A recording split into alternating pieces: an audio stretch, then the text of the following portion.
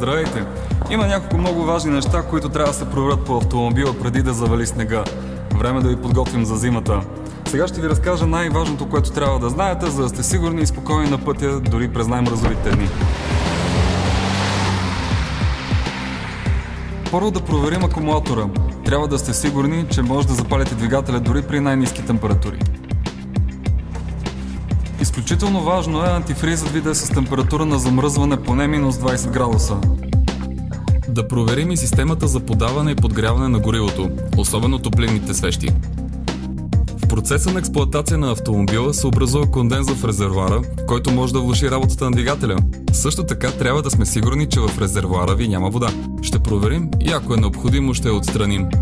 Поддържайте резервоара винаги зареден минимум на 3/4 от обема му, тъй като това намалява образуването на конденс. Задължително е дизеловото гориво в резервоара ви да е подходящо за зимни условия. Ако не сте зареждали в бензиностанция на Лукойл, трябва сами да сипете добавки против замръзване. При това преди да е дошла зимата и температурите да са паднали, иначе полза няма да има.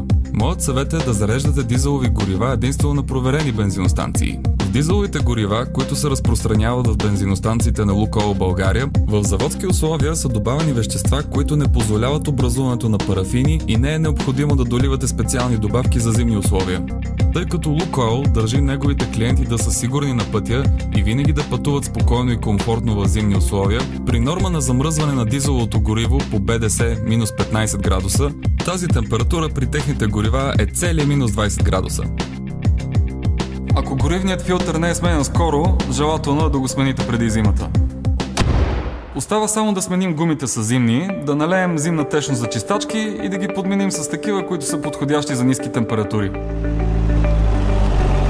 Сега вече можете да сте спокойни на пътя. И не забравяйте, с дизеловото гориво на Лукойл ще усетите зимата по съвършено различен начин.